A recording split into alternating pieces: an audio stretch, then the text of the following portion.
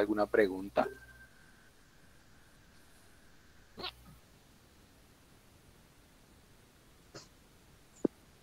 Buenas tardes a todos. Ah, profe. No, yo solo quería felicitar a Jairo. Realmente fue una exposición muy bonita, estéticamente muy agradable y como dijo Pablo, cubrió pues gran parte de nuestro arsenal terapéutico en lo referente a la sedación y a analgesia. Me pareció muy importante que recalcara la importancia, perdón la redundancia, de la evaluación clínica del efecto de estos medicamentos. Es muy triste y lamentablemente lo vimos en el día a día, ver cómo muchas veces el manejo de la analgesia termina en la formulación, pero no hay una verdadera evaluación de si se están logrando los efectos, que es dolorosamente triste ver que muchos niños siguen teniendo dolor. Pero también tenemos el otro extremo, los niños que están con dosis que pudieran ser mayores a las que requieren nuestros pacientes y que, como nos mostró muy bien Jairo, pues no dejan de tener algunos efectos secundarios indeseables que vale la pena evitar si esto es posible. Felicitaciones a Jairo, muchas gracias por su presentación. Profe, muchas gracias. No sé si alguno tiene otra pregunta para Jairo o algo si quiere hacer algún comentario. Sí, Dale, Lina. buenas tardes. Sí, yo quería felicitar a Jairo, muy completa la presentación y recalcar lo que el profe acaba de decir. Creo que el monitoreo de la sedación eh, es fundamental y deberíamos implementarlo de forma regular, teniendo en cuenta todos los efectos adversos a mediano y a largo plazo que pueden tener la sedación en exceso, ¿sí? Tanto el delirium, la abstinencia y el daño neuronal que podemos producir con la profundidad de la sedación innecesaria. Entonces creo que sí, recalcar eso que acaba de decir el profe es fundamental. Y felicitaciones a Jairo. Gracias. Discúlpenme un segundo. Una cosa que digamos que me llamó mucho la atención durante la revisión de tema que realicé es que vi que aunque nosotros tenemos los pacientes bajo efectos de sedación, los pacientes bajo estos efectos siguen teniendo su ciclo circadiano. O sea, los pacientes, aunque estén sedados, debemos facilitar, digamos, el hecho que puedan tener el contacto con la luz y que durante las noches ellos puedan dormir, que a pesar de que estén sedados y nosotros pensemos que todo el tiempo están dormidos, efectivamente eso no sucede. Entonces, digamos que el hacer cosas, tomar estrategias para favorecer el mantener el ciclo circadiano también nos va a disminuir todos los efectos secundarios que se puedan tener en relación a la sedación y dentro de estos el delirio. Muchas gracias, Lina y Jairo. Realmente es un tema muy importante, muy interesante. Usualmente este es uno de los temas que más sufre cuando hay sobrecarga de trabajo. Profe. Ah, no, quería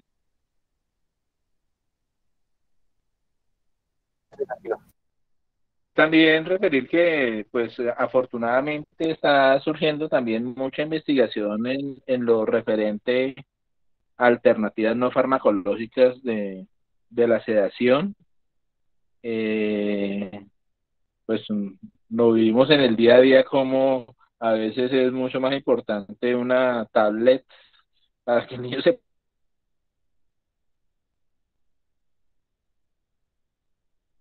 pueda entretener a tener que usar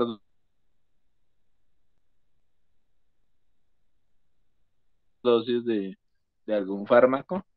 La importancia de la movilización y la fisioterapia temprana, el acompañamiento por parte de la familia, las situaciones que permitan la distracción del niño. Entonces, yo creo que es un campo importante donde todavía nos falta mucho trabajar y, e insistir. pero lo que dice Lina sobre que tenemos que ser muy juiciosos en la evaluación del dolor es fundamental, ¿sí? Eso para uno es muy triste porque pues realmente muchos compartirán mi opinión de que el manejo de los pacientes es 98% por parte de enfermería y la intervención que hacemos los médicos es de muy corta duración. Entonces, la enfermería deberá tener unas herramientas validadas para que ellas sean las que nos acompañen en el proceso de ajuste de la analgesia, porque pues muchos conocerán que con mucha frecuencia uso la expresión de que el peor dolor que existe es el de uno y el dolor más tolerable pues es el del otro, pero cuando uno en una actitud compasiva está al tanto de la situación del niño y lo acompaña en el alivio del dolor, es fundamental.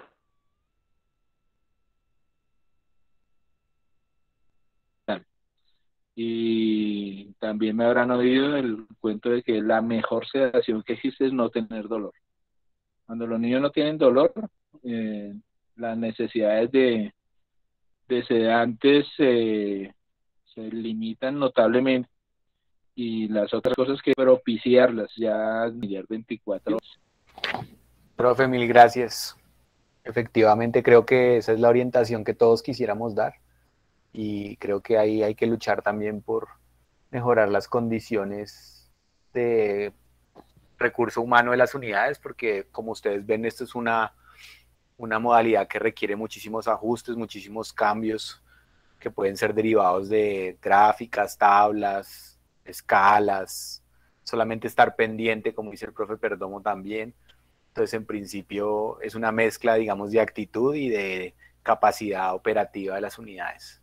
Y a veces, pues yo sé que hay muchas unidades que tienen mucha carga laboral y eso hace que a veces no se pudiera reevaluar los pacientes las veces que uno quisiera o no tiene suficiente personal de enfermería para que ellas puedan hacer estas evaluaciones.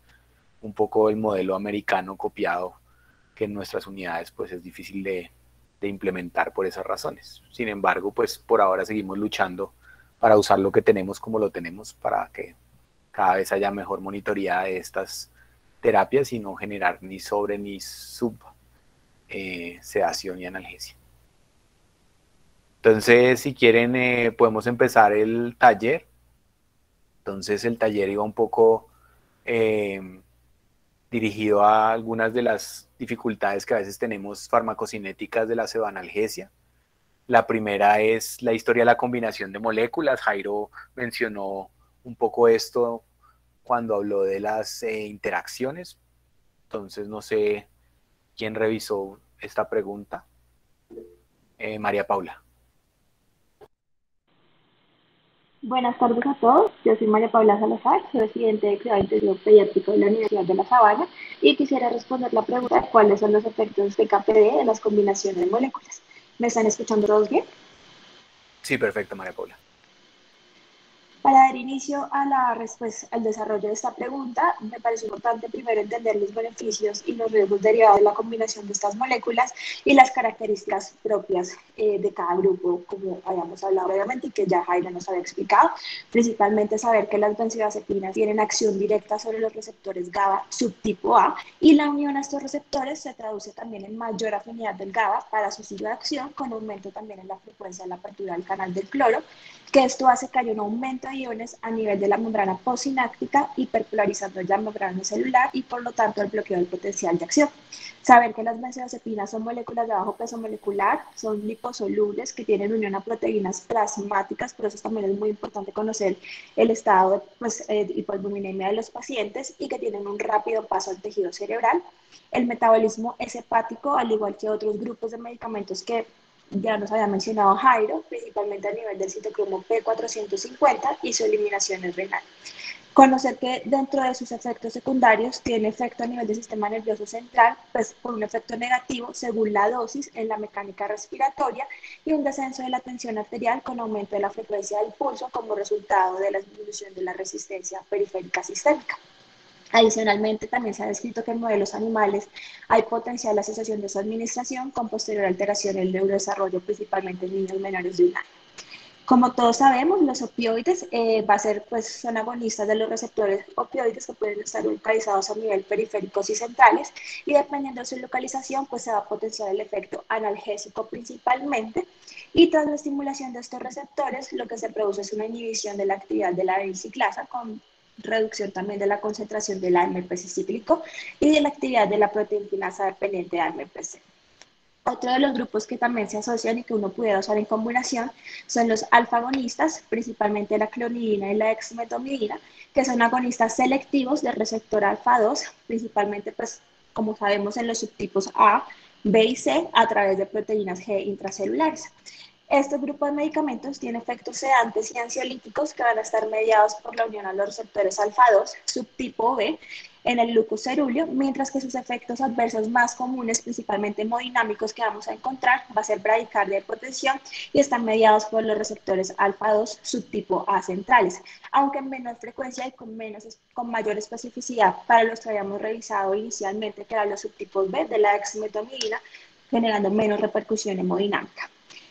Principalmente, y teniendo en cuenta lo anterior de esos principales grupos, pero ya voy a hablar de otras estrategias, la estrategia de combinación de sedantes y analgésicos es con mucha frecuencia utilizada en las unidades de cuidado intensivo pediátrico para optimizar, uno, la sedación de niños críticamente enfermos, también minimizar los efectos secundarios que no deseo de la administración de estos medicamentos al requerir menor dosis y mediante la acción sobre diferentes puntos de acción, promoviendo así la sinergia en los medicamentos. Comparado con la sedación convencional de benzodiazepinas con infusiones de opioides, se ha descrito que el uso asociado de dexmedetomidina para disminuir la dosis de estos medicamentos y generar menos efectos a nivel cardiovascular, y hay estudios que se han realizado, se han publicado en revistas importantes, en una revisión sistemática realizada en Irlanda y publicada en Pediatric Critical Care en el 2016. El objetivo era determinar la efectividad de los agonistas alfa para poder mantener metas de sedación y el tiempo para su consecución. Se incluyeron un total de 6 estudios, 3 estaban destinados para el uso de clonidina. Dentro de ese grupo era la clonidina versus placebo, 2 de estudios y 1 versus el midazolam. Y el otro grupo fue 3 estudios con dexmedetomidina, 2 versus fentanil y 1 versus el midazolam. Inicialmente, ¿qué se demostró? Y es que los alfas agonistas no son inferiores con respecto a las terapias convencionales para alcanzar la sedación objetivo, y adicionalmente el uso de clonidina disminuye el requerimiento de dosis de opioides en neonatos, pero este efecto no fue con significancia estadística en grupos más grandes, pero la dexmedetomidina sí demostró un efecto alrededor de opioides en 2 de los 3 estudios donde fue descrita. Adicionalmente, en el año 2019, también en el Pediatric Critical Care, un estudio retrospectivo observacional de una cohorte realizada en Irlanda, ellos querían medir la efectividad de los alfa-agonistas como sedantes en una unidad de cuidado intensivo.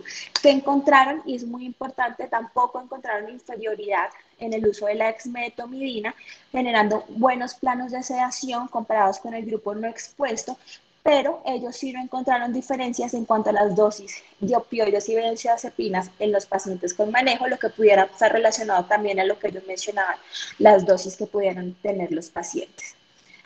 Otra de los beneficios que se pueden usar en los pacientes en el uso combinado son en los pacientes que tienen difícil sedación. Por ejemplo, el uso enteral de opioides, que tiene muy buena biodisponibilidad y muy buena absorción a nivel gastrointestinal, pudiera ser una opción positiva. Y también el uso, por ejemplo, de barbitúricos, que como sabemos son agonistas GABA con unión al receptor GABA subtipo A, con una acción adicional y es la inhibición sináptica del glutamato. Este efecto es logrado a través de los receptores NMDA y es independiente de generar la hiperpolarización celular. Otro también de los medicamentos que se pueden asociar y que también tiene un efecto muy positivo al combinarlos es la ketamina, que vemos que tiene un efecto analgésico y anestésico, siendo antagonista del receptor N-metil de aspartato, con efecto en el canal iónico según la dosis administrada. Y también se ha descrito que puede inhibir, inhibiendo así su apertura y estimulando la acción colinérgica central. Y también hay beneficios en el uso de la ketamina porque se describe que pudiera disminuir la tolerancia a los opioides, generando también menor dosis de opioides, menor efectos secundarios y menor riesgo de que nuestros pacientes hagan síndrome de abstinencia y delirio. Otro de los medicamentos que se pueden usar asociados puede ser el uso de anestésicos inhalados. Un estudio prospectivo realizado por Messi y colaboradores en dos UCIs de España se pretendía evaluar la efectividad del sevoflurane en aquellos pacientes que eran difíciles de ventilar y cómo se podía combinar asociado a los benzodiazepinas y opioides endovenosos. Se utilizó la escala Comfort y lo que se logró, lo que querían era lograr metas de sedación, documentando que después de 48 horas de tratamiento se permitió el descenso de sedantes endovenosos en el 78% de los pacientes, concluyendo que se trata de una opción segura y efectiva en niños con sedación difícil y también medicamentos asociados como el propofol, por lo cual conocer nuestros mecanismos de acción demuestra que el uso combinado de medicamentos sedantes y analgésicos va a potenciar la sinergia de estos mecanismos de acción actuando en diferentes puntos, lo que me va a generar mejores planos de sedación, menor requerimiento de dosis de mi paciente con menores efectos secundarios, por lo cual es una terapia que se puede plantear. No sé si alguna otra persona quisiera complementarme. Muchas gracias. María Paula, muchas gracias. Muy completa tu búsqueda. No sé si alguien encontró alguna otra cosa o quiere compartir alguna otra idea.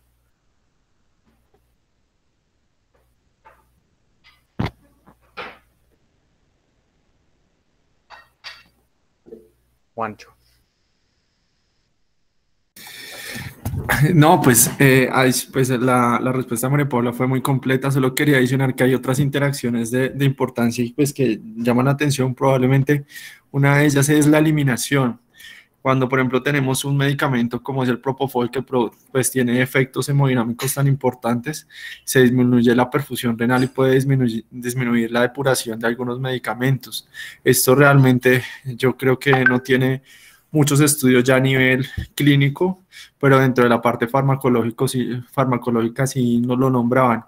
Y otra cosa que, pues digamos que describen en los textos de farmacología son las interacciones que se producen ya a nivel de la preparación, o sea, a nivel de las bombas, a nivel de la unión como tal cuando se administran, que son efectos que de pronto a veces nosotros no tenemos en cuenta porque los consideramos como que no hacen parte de nuestro, que hacen más parte del control de enfermería, pero pues sería importante establecer la importancia de eso a nivel clínico. Entonces, digamos que yo creo que María Paula escribió muy bien la parte farmacológica como tal de las interacciones, pero pues yo no encontré casi estudios de los conceptos pues que estoy describiendo.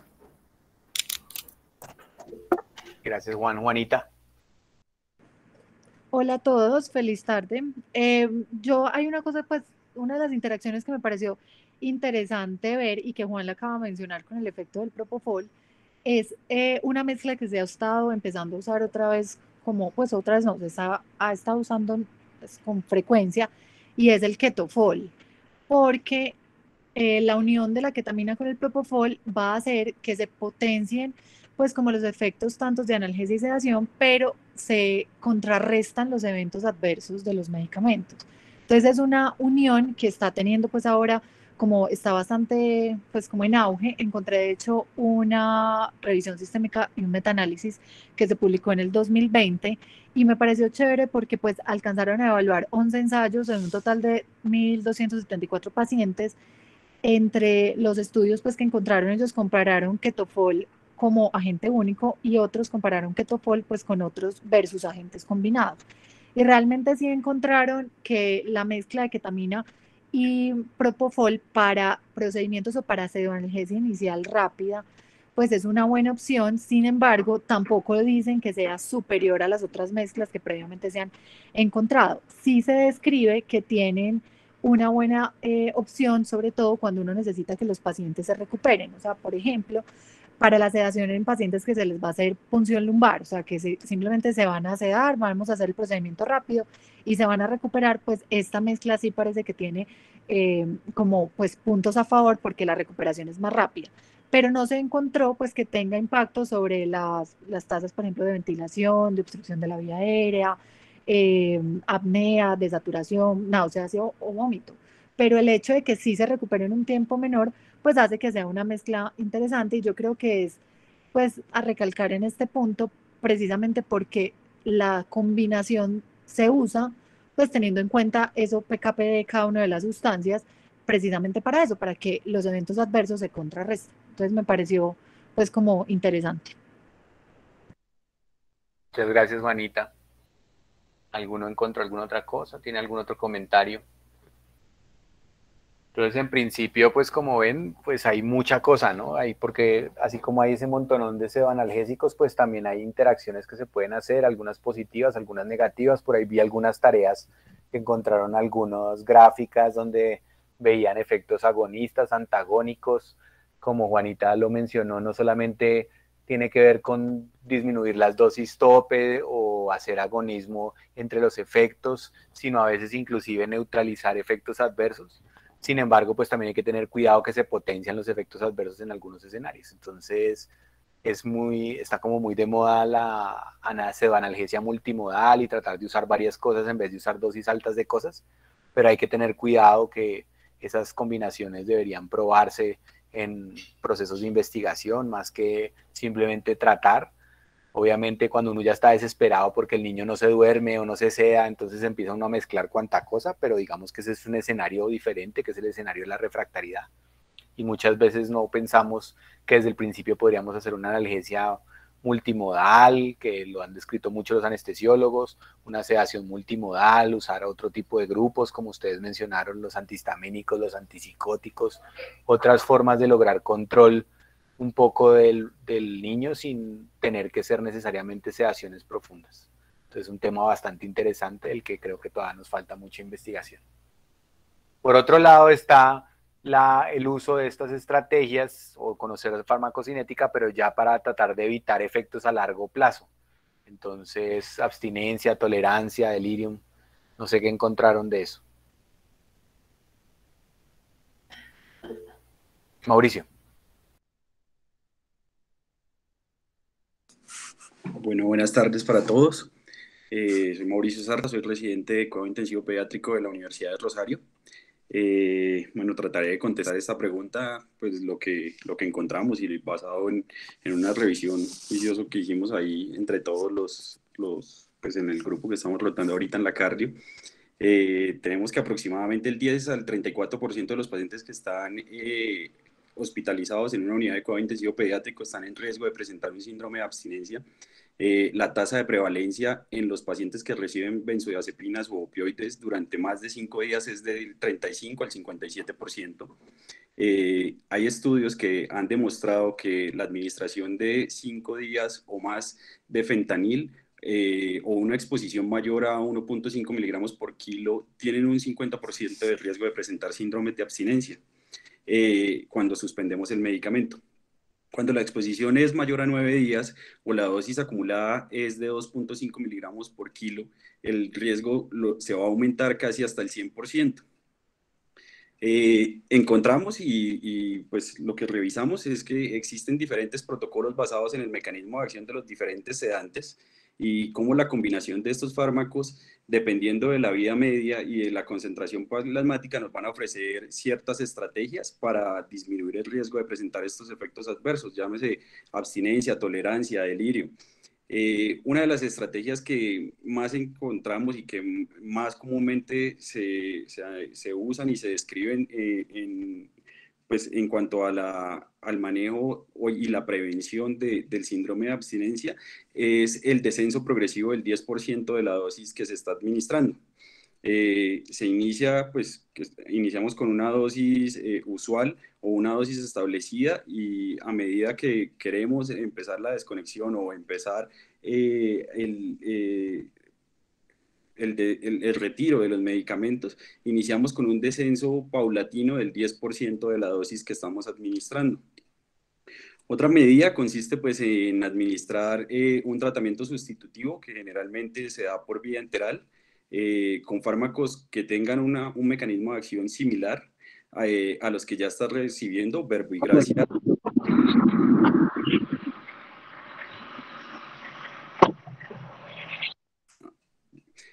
La metadona pues es un opioide de los más usados para prevenir el síndrome de abstinencia en los pacientes que están recibiendo infusiones de opioides. Tiene una vida media prolongada entre 12 y 24 horas y tiene una biodisponibilidad enteral entre 80 y 90%. Otra estrategia que se usa es pues, para disminuir estos efectos que nos molestan en la UCI es una sedación intermitente para disminuir las horas libres para aumentar, perdón, las horas libres de sedación.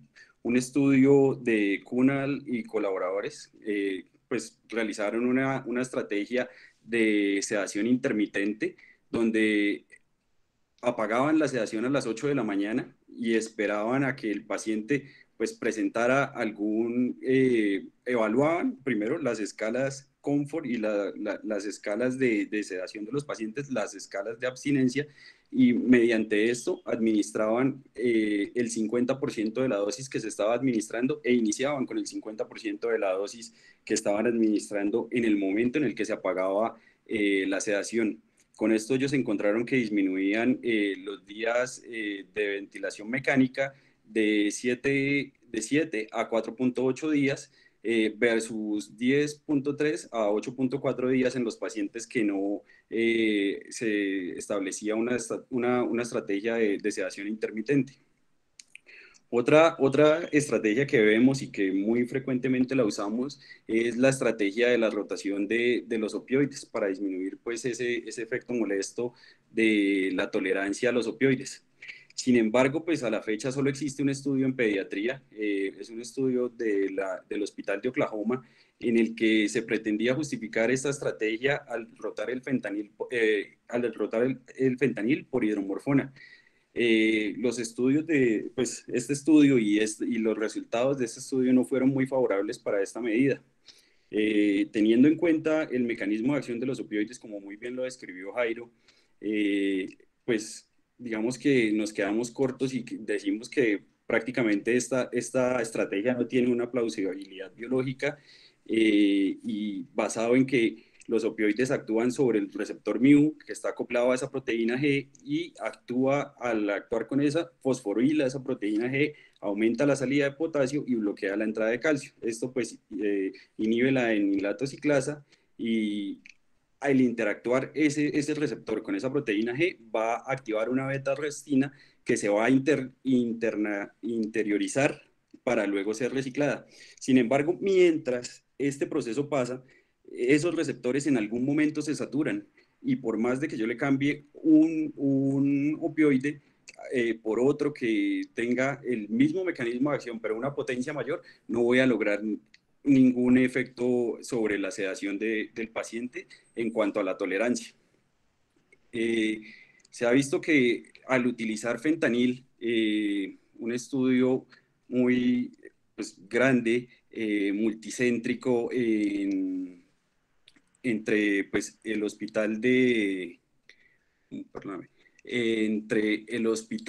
en Pittsburgh, encontraron que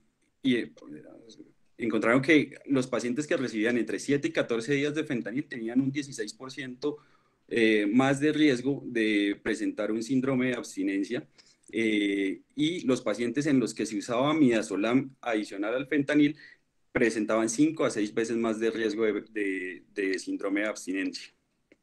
No sé si alguno encontró algo más y pueda complementar la respuesta. Mauricio, muchas gracias, muy completa tu búsqueda.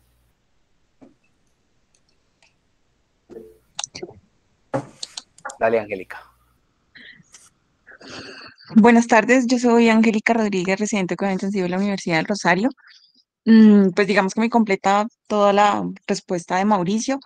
Lo único es que quisiera traer a colación un estudio publicado en Pediatric Critical Care en el 2019 de un protocolo rotatorio de sedación y analgesia en niños en cuidado crítico, y esto con el fin de reducir un síndrome de abstinencia. Este estudio fue realizado en España, en el Hospital Gregorio Marañón, y me llama la atención porque ellos proponen un protocolo en el que hay rotación de sedantes el primer día, o sea, la primera parte de la rotación, o sea, del día 0 al día 4, utilizan fentanil midazolam, del día 5 al día 8, ketamina propofol, del día 9 a 12, remifentanil midazolam, del día 13 a 16, dexmedetomidina, acetaminofén, y pues ellos lo que encuentran es que utilizando este protocolo, bueno, incluyen más o menos 100 niños, se sigue el protocolo correctamente en cerca del 35 de los pacientes y encuentran que de todos estos niños el 67% presenta síndrome de abstinencia. Encuentran una menor tasa de síndrome de abstinencia implementando el protocolo de 34 frente a 84% con una P significativa, una menor duración de la estancia en cuidados intensivos, 16 días frente a 25, menor tiempo de infusión de opioides, 5 versus 7 días, de benzodiazepinas, 5 días versus 9, y de propofol, 4 versus 8, cuando este protocolo se sigue correctamente. Entonces, pues digamos que me pareció interesante porque es un protocolo pues implementado y realizado que de pronto sería bueno de todas maneras revisarlo y poder realizar alguna estrategia similar. Muchas gracias, Angélica. Juan. Digamos que dentro de la revisión que realizamos en grupal, encontramos que hay poca evidencia con respecto a las intervenciones que podemos realizar cuando hay tolerancia. Sin embargo, hay una intervención que nos llamó mucho la atención y que sí tiene un estudio en el cual se encontraron un impacto de utilizar la ketamina, y esto tiene, pues, digamos que una base farmacológica, y lo que mostraban es que dentro de las causas de la tolerancia es que el receptor se internaliza como tal, pero al internalizarse también activa los receptores NMDA, por lo cual, al parecer, la hiperalgesia que se produce con el uso continuo de los opioides está dada por esa activación de esos receptores NMDA, por lo cual el uso de ketamina podría lograr inhibir esa tolerancia o digamos que limitar esa tolerancia a los opioides. Basados en eso, sí se realizó un estudio usando ketamina.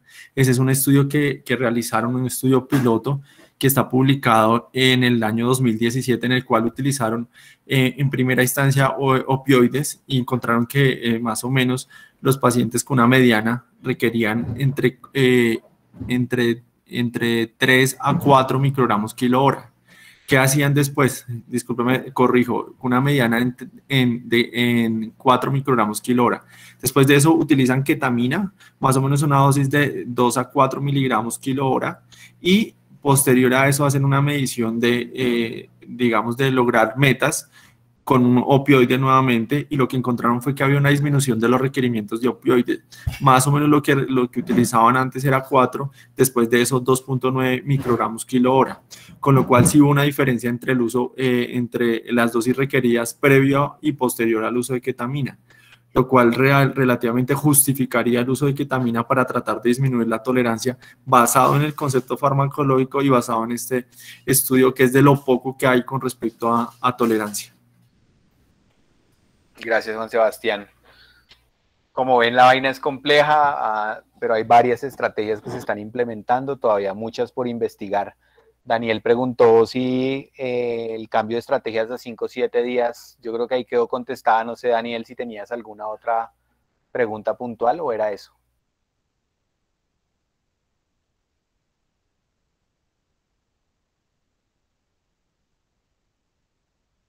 Bueno, entonces Daniel pues había preguntado puntualmente eso, creo que quedó contestado con la estrategia que mencionó Angélica.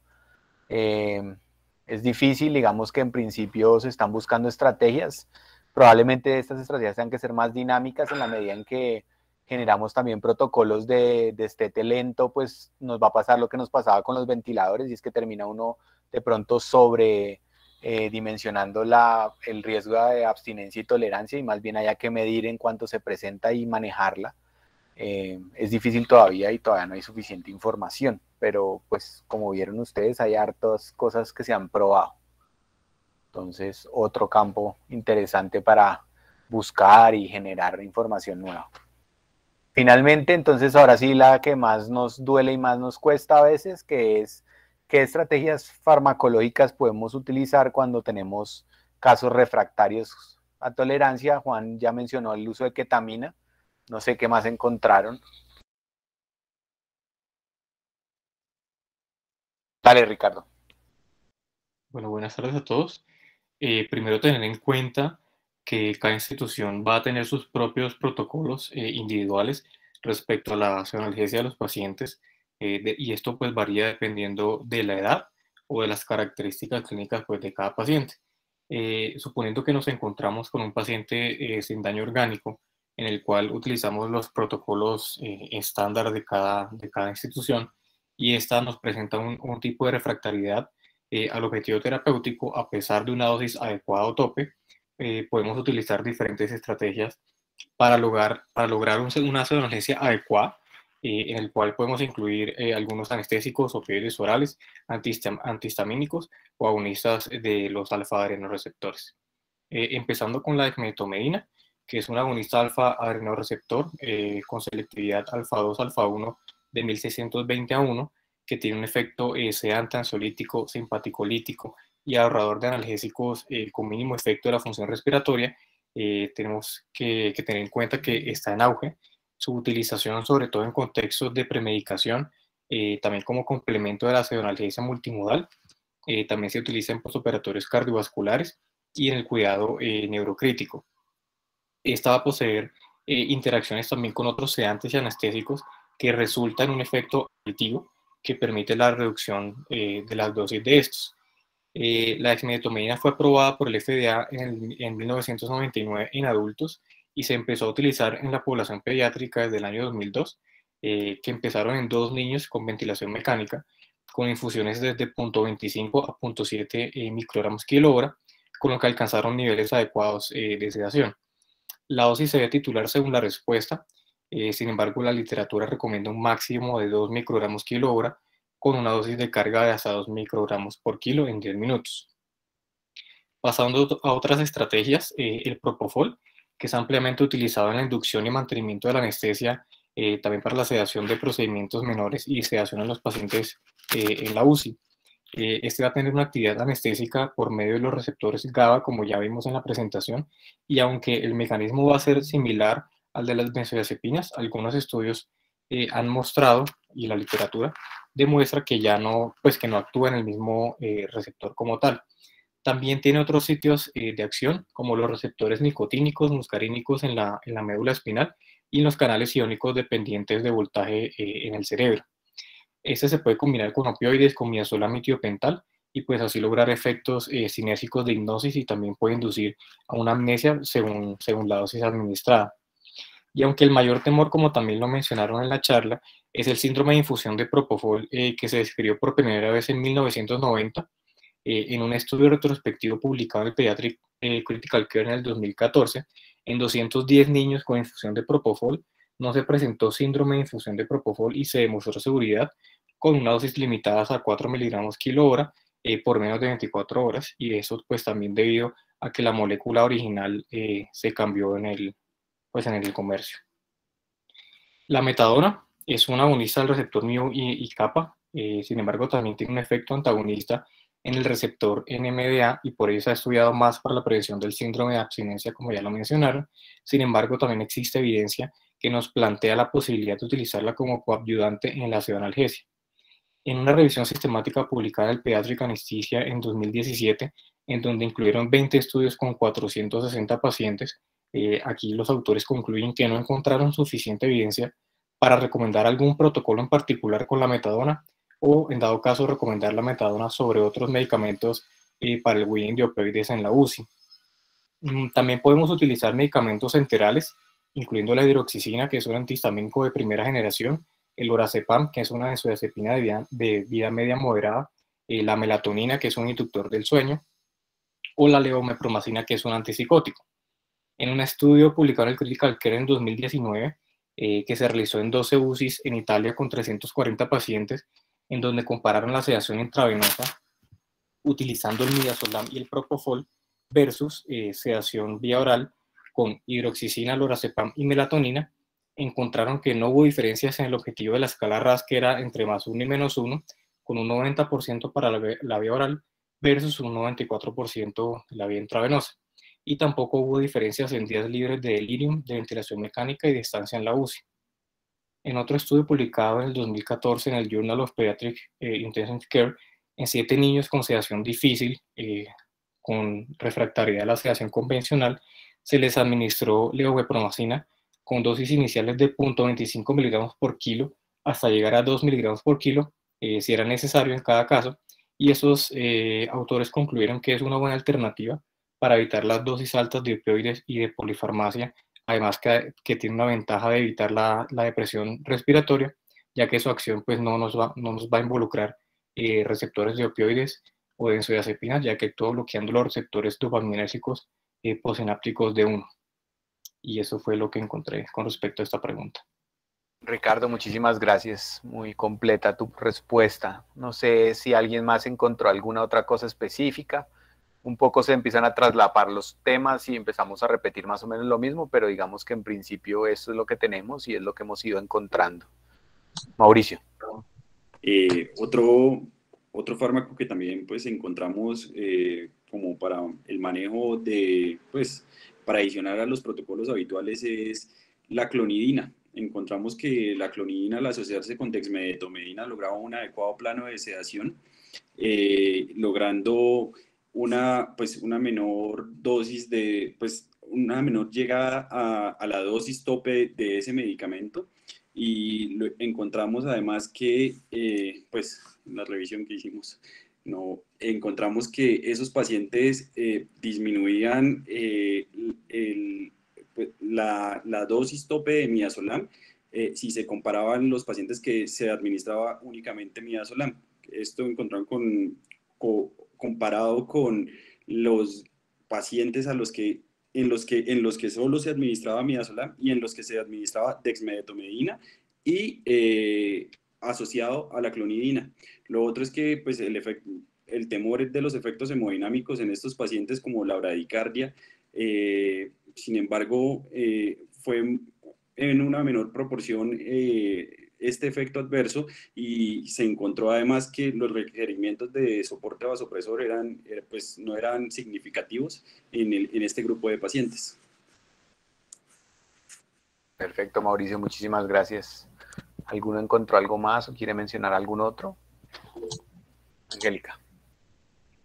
Solo es una anotación pequeña, que lo mencionamos un poquito en la primera pregunta, pero que es importante destacar que puede ser difícil discriminar entre el dolor, la angustia, el síndrome de abstinencia y el delirio en los pacientes pues, que están críticamente enfermos. Entonces, es importante simplemente destacar las diferentes escalas que tenemos, tanto las escalas del dolor como las escalas de sedación. En un algoritmo que encontré, pero en adultos, para el manejo del paciente de difícil sedación, ellos plantean en la primera parte de su algoritmo, precisamente teniendo en cuenta esto, aplicar la escala del dolor y buscar una analgesia multimodal inicial. Si esto está controlado, se continúa con el algoritmo aplicando las escalas de sedación, de abstinencia, teniendo en cuenta que, por ejemplo, el síndrome de abstinencia se va a dar posterior casi siempre al día 5 de sedación. Pensaríamos que los primeros días pudiera tratarse un poco más de alteraciones, ya sea a nivel de sedación o, por ejemplo, los pacientes con ventilación mecánica, otras cosas que puedan estar incomodando como las asincronías. Perfecto, Andrea. Yo encontré dentro de lo que podemos manejar cuando tenemos dificultades en la sedación, nunca lo he visto usar, pero encontré en la revisión que hice el uso de agentes anestésicos volátiles inhalados, que pues ya se están empezando a utilizar en los pacientes críticos y han empezado pues como a liberarse solamente de las salas de anestesia y de las salas de cirugía, y pues el uso solamente por los anestesiólogos, y pues son agentes que tienen muchas ventajas porque son fácilmente medibles, son titulables, tienen un inicio rápido de acción, tienen una falta de tolerancia o taquifilaxia, y exhiben pues un rápido desplazamiento con eliminación pulmonar, tienen un metabolismo hepático bajo y no tienen un metabolitos significativos pues que alteren como la farmacodinámica de estos medicamentos. Entonces pues también puede ser otra opción que se puede utilizar, o pues que se está empezando a utilizar en estos pacientes cuando tenemos dificultades en la sedación. Otro punto que me pareció como interesante es, pero pues ya como mirando al futuro, es que pues está empezando a evaluar factores genéticos que regulan pues la farmacocinética y la farmacodinamia de estos medicamentos, por ejemplo, de los opioides. Entonces, ese es como el futuro, empezar a evaluar el polimorfismo pues, de los pacientes para poder definir cuáles son metabolizadores rápidos o con buena respuesta a los opioides o a los medicamentos sedantes.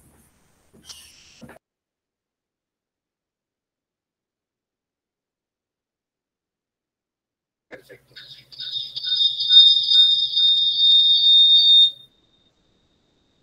¿Alguno tiene alguna otra sugerencia, ajuste? Como ven, el tema es muy interesante y muy amplio. Espero que hayan logrado por lo menos encontrar que realmente no hay todavía una receta fácil, que el manejo es como multimodal y todas las opciones terapéuticas que hay. No sé, profe Perdomo, ¿alguna opinión final de las estrategias que su merced ha usado?